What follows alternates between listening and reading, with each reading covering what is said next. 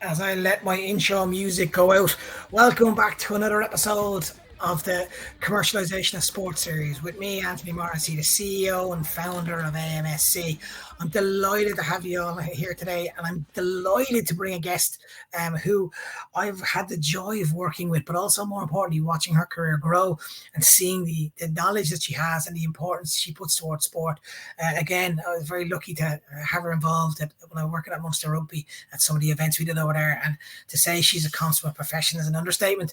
A very passionate football fan, very passionate sports fan, but also really eager to get her thoughts on where commercialization of sport is going, but also where sport is going long term, especially looking at the long time viewpoint around the FIFA Women's World Cup and how we grow that and how we grow sport across the board. Also, she's going to tell you about how the fact that she's actually quite a good sports person herself. I'll let her explain all that. Jacqui Hurley, how are you doing? I'm good. How are you? Thanks for having me. No problem at all. First things first, people who may be listening to this, I'm sure you'll have heard Jacqui's voice right across the board, because one of the first things I remember is on the radio, having conversations on the driving on a Saturday, flying around the place, and you'd be listening to different sports stations and sports radio stuff. Before we go on to anything, go right back to the very start.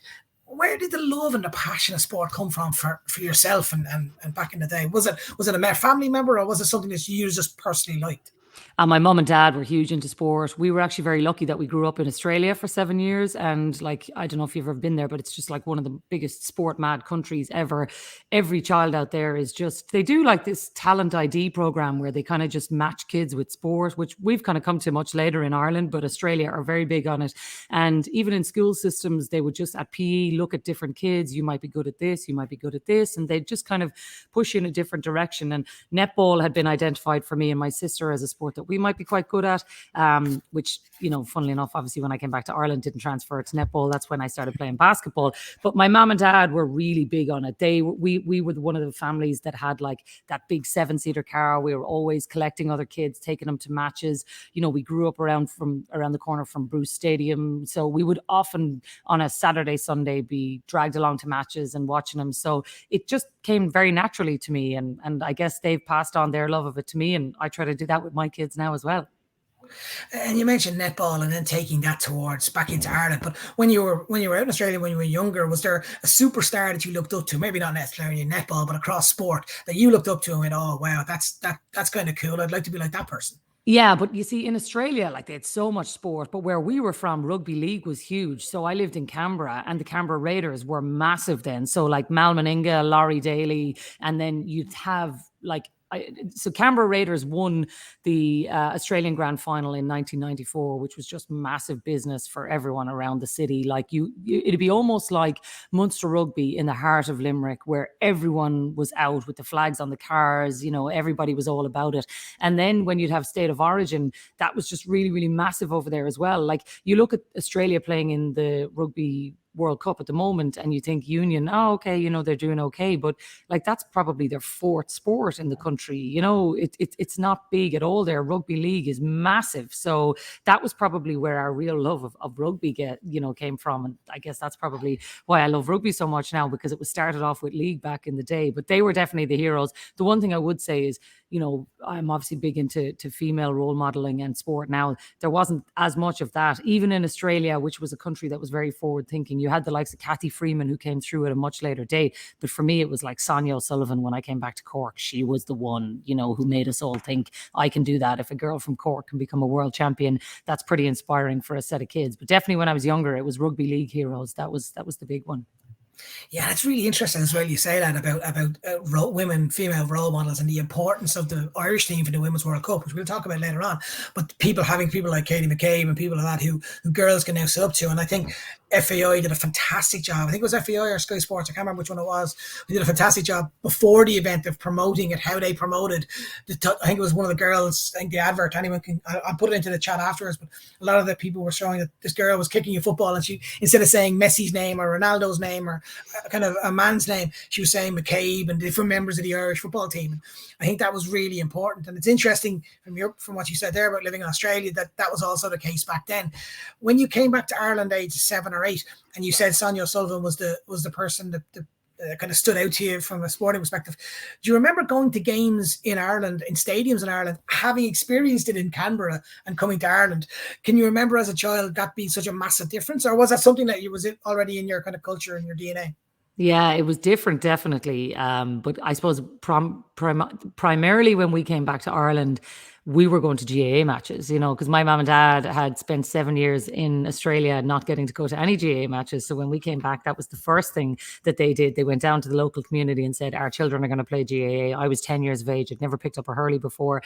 But it was really important to them that that's what we would do. And we would start going to those matches. And then look, you'd start going to, I remember the 1999 Rugby World Cup. My dad brought us to that. We went to watch Ireland, Australia, and those kind of moments that they stand in your memory because they're not just sporting moments of being there. They're also spending time with your family, doing things that your family love. And like, I'm sure there's people who will listen to this who are parents, and you're trying to always find ways to connect with your children of how do I consistently spend time with them where, you're just chatting to them. You're just trying to stay connected to them with things that they really care about. And sport for me was a really easy one with that, because it's not just the match itself. It's also going for lunch beforehand or walking down the road on the way to it. And just being able to have those chats were really, really important to me. And like, my mom and dad still love doing that. They still come up, they still go to the Aviva, they still go to Croke Park, and now we're hosting them in our house in Dublin instead of them driving us all around the place. And it's weird how it's all turned, but I'd still think it's a lovely family way to spend time together and to connect. And look, at the end of the day, everybody shouting and roaring for the same thing brings about its own set of fun as well. I think you hit the nail on the head. And this is the 4th episode we're doing this. And I asked that question to the 3 previous guests, and they all answered the exact same. They all spoke about their family, and no one mentioned that great goal or that great point or that great dunk or whatever that may be in the sport. They all remembered, my dad brought me here, or my mom brought me here, or my uncle did this or whatever. And I think sometimes within clubs and federations, they get caught up a little bit on that, where it's almost an obsessiveness about the game and who scored and how that try will be remembered, when in fact they need to look at the fan base the other way and think about what that moment was, what it felt like. Why? Because you may have 20 teams in a league and only one team will win it. But that doesn't mean that there's not connected to the other 19 teams.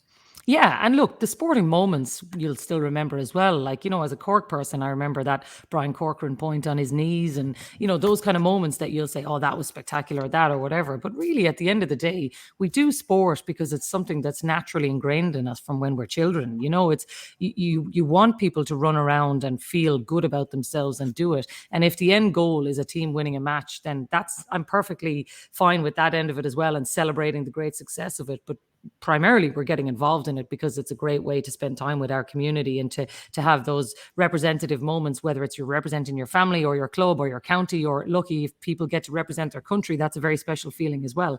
But it's not the reason you start out that journey, that's for sure.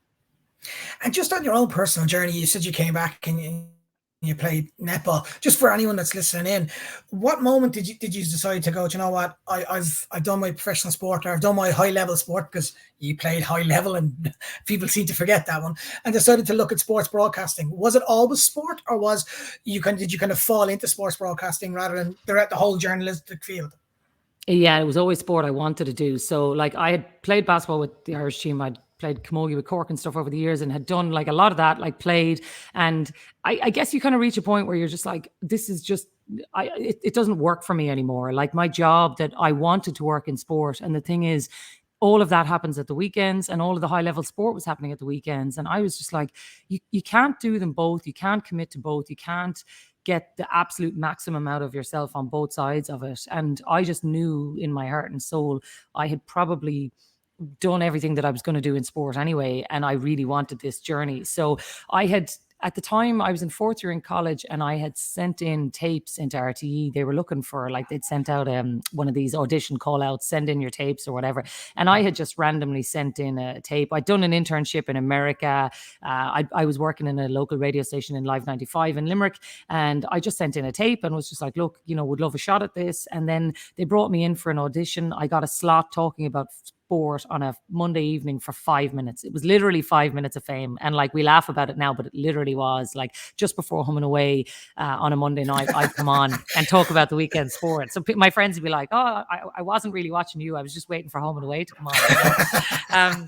And then like after that, I got a job behind the scenes. I used to cut the analysis on the Sunday game, on the Premiership programs that we had. And like, I did a lot of that for years. And then they kind of said to me, look, would you like to move on air? Would you like to go onto radio? And then it was kind of from there. But like, it was always sport. It wasn't really the journalism part of it that I was drawn to, you know, even though all of that was really fascinating and being at press conference and getting to ask, you know, the difficult questions and all that, it was actually the sport that drew me in, really, being honest. And like, the presenting side of it was probably the thing I was more interested in than the journalism side. And I guess that's the way it's worked out. But it's just been like a journey that kind of takes you veering off over here to eventually come back to doing now, like where I get to present the rugby and I present the GAA for television on RTE. That's probably what I wanted to do all along, and the radio. And I guess it just, life works in mysterious ways, the way it takes you a certain amount of time to get to something. But I'm definitely doing the thing that I really, really wanted to do now. Yeah, talent helps though as well, Jacqui, let's be fair. To be honest, and the question I'm going to ask as well, around going from the professional sporting or the sporting arena, high quality sport, whether that be camogie or whether that be representing your country at basketball, what did you take with you to then go into your career now? What was the one thing that you would say, yeah, do you know what, I learned that when I played for the camogie team or played for the basketball team that I really used when I first started in my career? The biggest thing I found is the empathy of just understanding what they're thinking. And I would have particularly said this with a lot of the Olympic athletes. I've been very lucky to go to London, to Rio, to Tokyo, and hopefully get to go to my fourth one in Paris next year.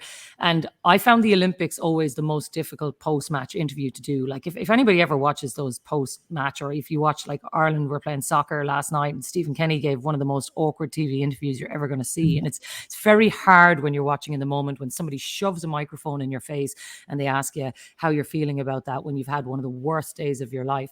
And I remember Rob Heffernan saying to me, anytime he walked out of a mix zone and he saw me there, he would always know, oh, you know, she'll look after me, because I've turned the camera off, you know, at times where I've known that this athlete isn't able for it. And I don't think that in a circumstance like that, when this person has trained for 4 years, 8 years, 10 years of their life, that suddenly a camera should dictate the way that they are understood by the Irish public, because there's a very good chance they haven't even spoken to their family yet. The first person that they're going to see is an Irish journalist there at the finish line. And I've always taken that responsibility in particular very seriously. Maybe it's a bit different with the GAA or the rugby or whatever, but certainly the Olympics in particular is the one where I've always felt this is where your understanding of what they've been through is going to be the most important thing. Because if you look after them and you say, look, we're going to talk when you're ready, and if you need anything or whatever, like I'm going to have your back here.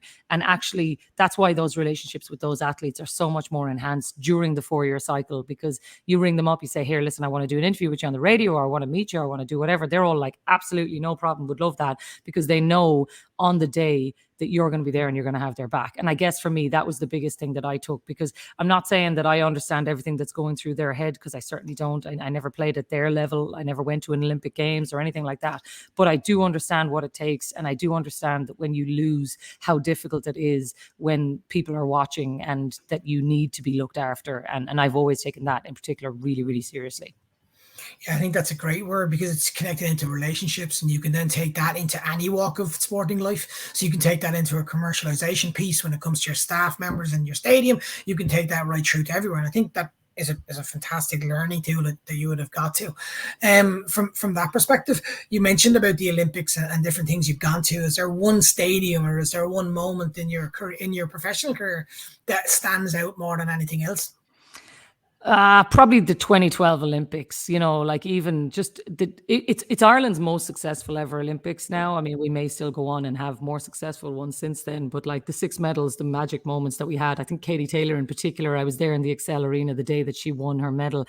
And I said to people, I don't think this moment will ever be surpassed as an Irish sporting moment that I was there for, until I went to Madison Square Garden last year and watched her beating Amanda Serrano. And it was just one of the most epic moments I have ever witnessed. But the Olympics is different. It's just, it's hard to explain it to people who've never been to one.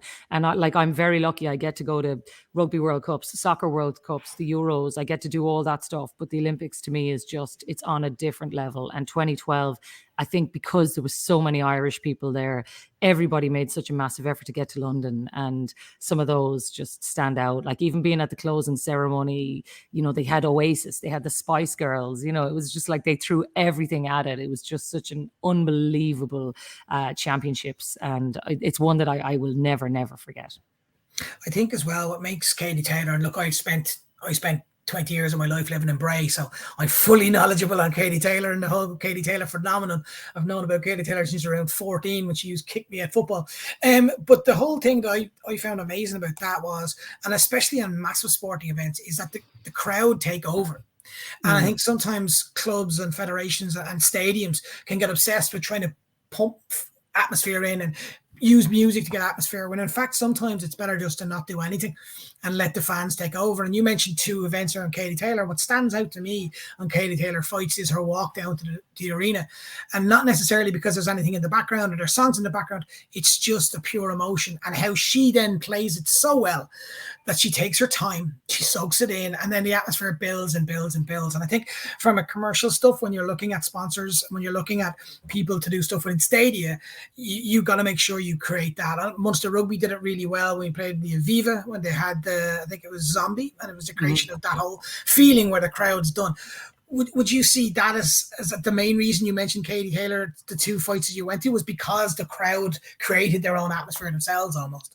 Totally. Yeah. And listen, it's very hard to create something because you have to, there has to be huge buy-in from everybody. Like you mentioned, the Zombie one is interesting because with Munster Rugby, they tried it the first day and it was like, oh, I'm not really sure about this. And then the second day it was like, oh, this is great. And then the third day it was like, right, we're all in on this, so you do kind of need to buy into something. Like, it's funny. I was watching the University of Texas the other day on social media. I don't know if you saw, the college football season's up and running. Yep. And they come out to Metallica. And so they started off and it's like Off to Never Netherland, that, and like, or Off to Never Neverland, and everybody's jumping up and down. So the whole stadium is doing it. And then it cuts to the team, and then the team walk, and then they wait. And when the song kicks in, then they walk out, but the whole stadium is hopping. And I was saying to my husband, I was like, I would love something like that for the Irish rugby team, or something that really, like, everybody's on their feet and everybody's united together. Because rugby matches in particular, I think Munster have started to get it right now. And I think they're probably the only province at the moment, because go to any of the others and it's like the fan experience at them, it does need a little bit of help in a way. And I think you're right. Sometimes we've tried to pump it in, like Croke Park is the same. It's like, at some point you have to say, okay, how are we going to make the user experience better? Like the Premier League have tried loads of different things with different stats. If you go to Arsenal, you can look at the back of the back of seats and you can tap in and see stats and that kind of thing.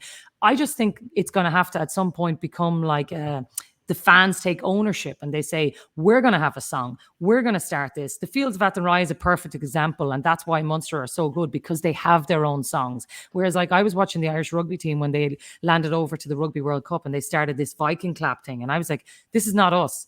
Like, that's what the Swedes do, or the Icelandic team when they had it, it was amazing. But like, that was years ago and it's not an Irish thing. And like, I love the Irish rugby team. I love supporting them, but I'd love for us to have our own thing that we take away and it becomes our thing. I was like, why didn't they sing the Fields of Athenry? Let's celebrate Irishness. So I'd love for a bit more of that in terms of our fan experience. But you're absolutely right. The fans need to take a big part of that ownership as well. And it's got to be unique to the team. It's got to be unique to what you're looking to do. So if you're a basketball team in the north side of Cork City, you've got to have a different feel and take towards your fan experience than you would if you're a basketball team in D4, for argument's sake, or if you're a basketball team in America. I think it's very interesting you brought up American and especially American sports, because a lot of what we do commercially in Europe is 10 years behind the States. So what you see 10 years ago in America will get here now roughly like, I don't know, in 10 years time.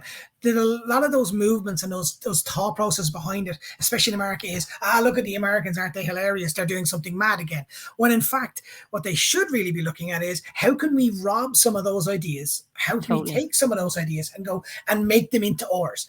And again, whether that's be the Irish rugby team, and I agree with you, by the way, I thought the Icelandic clap was a little bit mortifying, but there was other stuff that you could be looking to do. And again, it doesn't have to be your diddly diddly. It can also almost be, here's where our past was diddly diddly, here's where we make it unique, a little bit like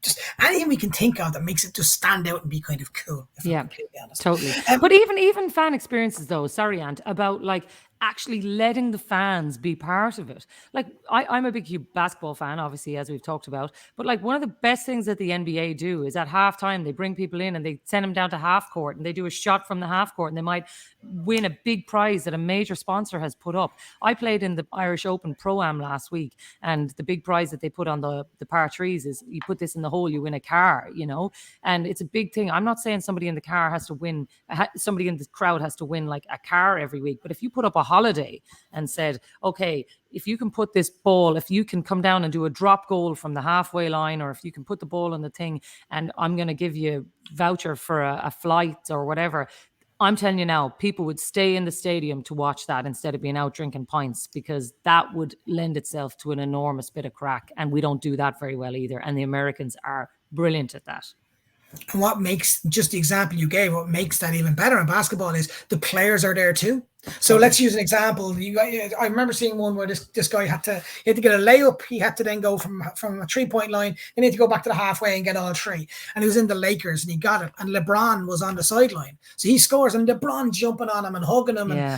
And so it became something behind the curtain, and suddenly it's like, oh my God, not only am I won 20 grand, 10 grand, 5 grand, whatever he won, LeBron James thinks I'm cool. And he got a picture with him. And 100%. etc. And that costs nothing. I mean, it genuinely costs nothing. And the best kind of commercialization marketing tools, people sometimes spend a lot of money on ideas and concepts coming up with it, when in fact, you need to just look at yourself and go, what makes us special? So what makes the GAA special? What makes Cork hurling special, Clare hurling special, Kilkenny hurling special? And incorporate that into your concept and incorporate that into your fan experience, because the fans want you to be good. They want you to support. Why? Because they spend so much time and effort on backing you wherever you play, home, away, whatever that may be. They want to have that experience. It's something I'm massively passionate about when it comes to stadiums, that they need to start looking at stadiums in a different way. I think it was Ulster when I first went up there, which I thought was no, it wasn't Ulster, I apologize. It was actually in America again. I actually went to watch a New York Giants American football game with J1. And I remember my friend said, come on, we'll go to the stadium 7 hours before the game, literally.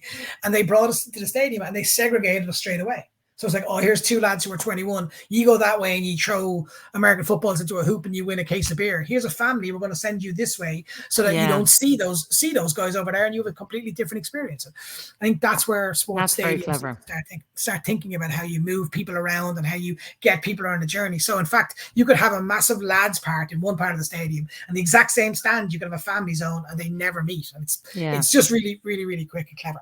Moving on to the kind of the future of where you see sport and the long-term goals of sport and why sport is so important to people.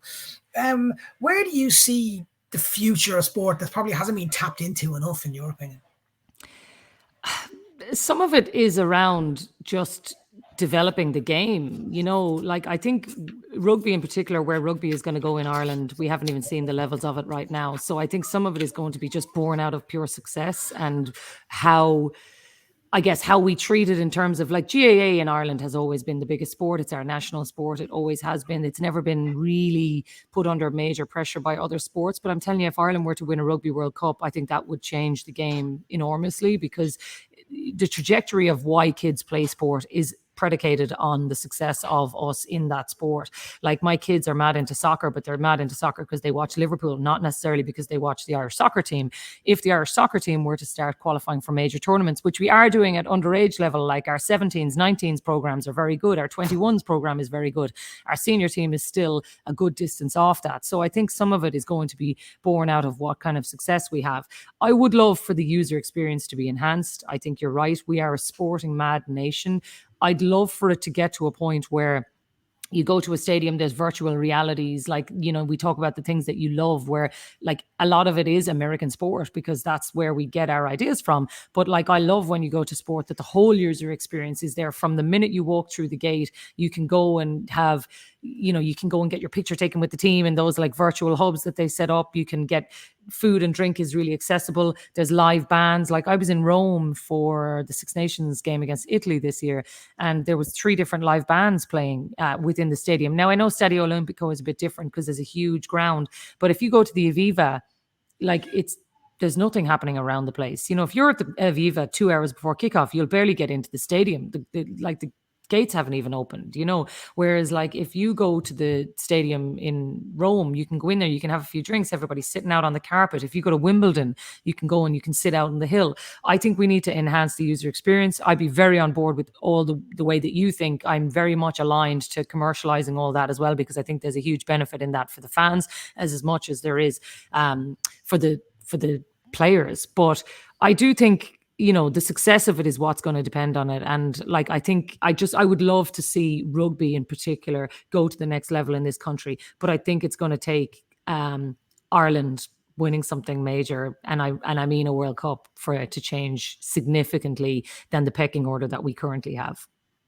Yeah, I think it's interesting where you speak about the success of the sporting team and how they do well and stuff. And if you look at the Women's World Cup, the Women's World Cup just happened, they were not necessarily successful on the field. They scored 1 goal, they didn't qualify in their group. But the whole thought process around it when they were going there wasn't that they were going to qualify or win the World Cup, is that how amazing it was for them to be present. And then how well and again, this goes to the top conversations I have with brands, and I keep on going back to the use of Sky and how Sky bought into the whole experience of working with the Irish soccer team, and it allowed then the Irish soccer team to create their own little mantra. And when they got there, then they almost were household names walking in the door. And for me, as somebody who is over the age of 40, and when I was younger, there wasn't women's sport on TV. Mm-hmm. It was amazing as a father of a daughter, but also having 2 older sisters and a sports bonkers mother. It was amazing for me to watch that experience, even if it was from afar, and see how well it was undertaken, how it was done. You, as a sporting person who's played at a high level sports, what would it mean for you when you were watching the Women's World Cup team get the plaudits that they were getting? Well, to me, the biggest growth trajectory of anything at the moment is women's sport. Like, the way it is booming, the way it's going to change. If you ask me in 5 years' time, it'll be unrecognizable of what's going on right now because of campaigns like you talked about with Sky and what they've put behind the Irish women's football team with Lidl and what they did for ladies football in Ireland as well. The sponsorship deals are there because they recognize the growth. It's a no-brainer now to brands to be getting involved in women's sport. But you see it with the Republic of Ireland women's team. You're right. It wasn't about what they were going to do at the tournament. It was that they were at the tournament in the first place. That was their big thing. They have a very good chance of qualifying for the Euros next time around. And like, let's face it, at the moment, we're looking at a Republic of Ireland men's senior team who are going to do well to qualify for a major tournament in the next 10 years. And that's being brutally honest with the way things are going right now. And I hate to say that because I'm a huge Irish football fan, but I just can't see it. But I'm telling you now, the Irish women's team could probably qualify for 3 out of 4 of the next major tournaments. And that's where the growth is. So women's sport, there's no doubt about it. You are going to get bang for your buck because, like, it's not just the brands who are buying into it. Like, I'd have to give credit to RTE, who, like, I work for, obviously, but being the national broadcaster, they've shown these matches since 2017. So It's not like it's just started today where they're showing these matches. Like, all of those qualifiers, like for that 2019 qualifying run of campaigns, like, they did it for the World Cup, for the Europeans, like, they were showing those. So, like, people have to be able to turn on their television and see it. Like, one of the reasons, like, I wrote these 2 children's books called Girls Play Too. And one of the reasons I wrote them is because those things weren't on TV. People didn't have the accessibility of, like, I've got a 9-year-old son and a 6-year-old daughter, and it wasn't as easy for them to find it on the TV. Whereas now, there's a very good chance they don't have to look as hard to find female sport. And that's a big thing. And so having a Women's World Cup on TV, the amount of my male friends who are in their 30s and 40s who said, geez, your one is class. Did you watch that? Oh my God, those Spanish ones were very good, was great, because that's actually where the game is going to change. It's not just that the women are shouting from the rooftops that it's really good. It's that the men are doing the same. And the only way it's going to change is if the men are watching it and the men are bringing their kids to it and they're buying into it. But I genuinely see that. To me, the biggest growth that we're seeing at the moment is in women's sport. And it's largely down to men backing it because they're understanding what they're seeing out there and the huge growth trajectory that's going with it. Yeah, I think it's really important. We also state that there's still a lot of stuff to change. I watched a major station constantly say England women nil, Spain women 1, or whatever the score was, which they wouldn't do with England men nil, Spain men nil, or Spain nil 1, for example. So there's a lot to still move. I live in a country where in Sweden, where you literally have the opportunity to go and watch sport every weekend. And my father-in-law will turn to me and say, do you want to go to the game? And I'll get in the car and I'll drive to the stadium and I'll buy my ticket and I'll walk in the door. And until I get to my seat, will I realize if it's male or female? I won't have a clue until then, because there's no differentiation. There's a game on around the corner. Do you want to go and watch it? And I think that's the next full trajectory of where Ireland and the UK especially need to get to. But I massively see the opportunity that they're doing, and also the importance that these role models or these women have an understanding of their importance within the role model.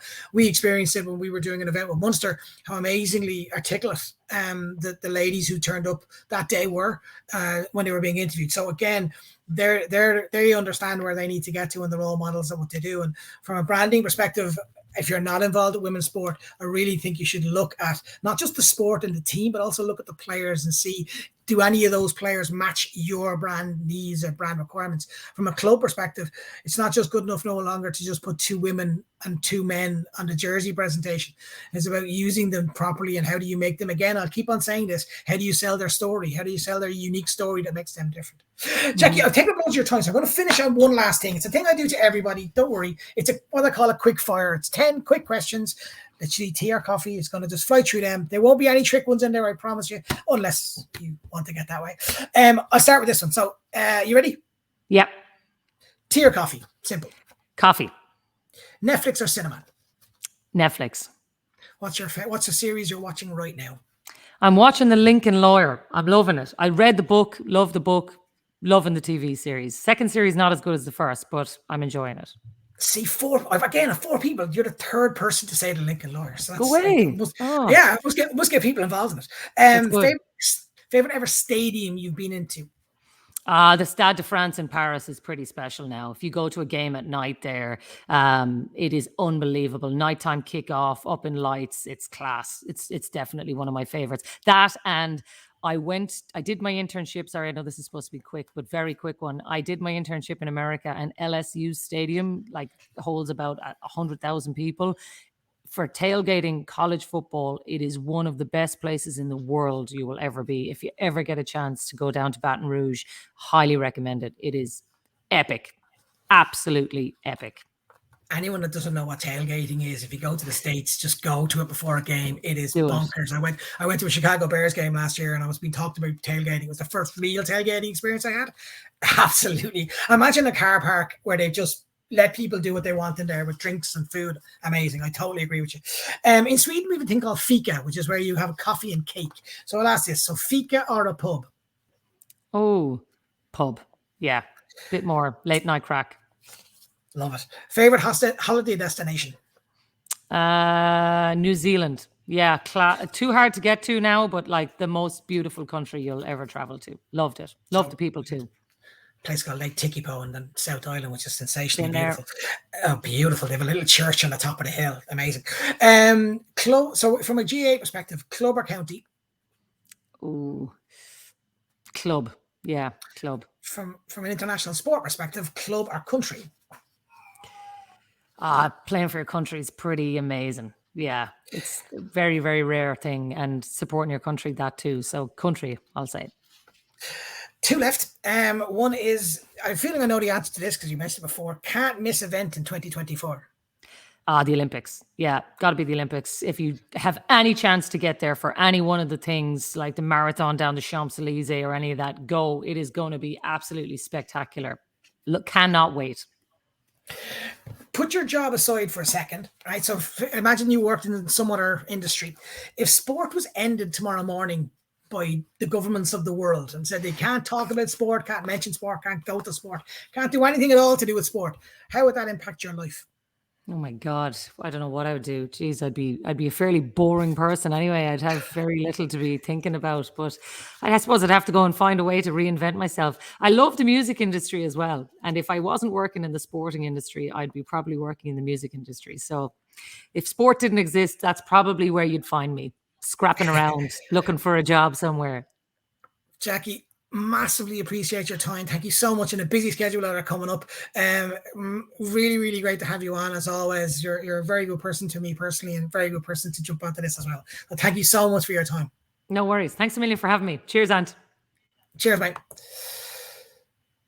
So that was Jacqui Hurley, and I think what you find fascinating for me about that conversation again, it's similar to what we spoke about before in other conversations we had, which very much focused on the understanding of where people go and the importance of people connected to the sport that they love, but also taking it on into the conversation around the women's sport and getting involved with the branding side of connection that you would have with that. I also love the stories around America and looking at American sport. And I say this to any club I'm involved with, and also with the brands I'm involved with, to look at America when it comes to activation ideas and concepts. If it's just tailgating, even just work a way of working that into it. But finally, and this is the one that's the thread coming, you'll see, is the uniqueness around your sport. Make your sport unique. Take what you can from other places, rob them, and make them unique. Thanks again for joining the series. Massively appreciate all your time and all getting involved. You can find me if you want to learn more about what I can do to help your brand, your club, or your federation. You can find me at amsc.se, or you can send me a quick email, or even jump onto the bottom of this chat and send through. Until then, next time, we've got a couple of fantastic more guests coming along. Have a great day. Look after yourself, and always remember, the sun is up there. Just got to go find it. Thanks, folks.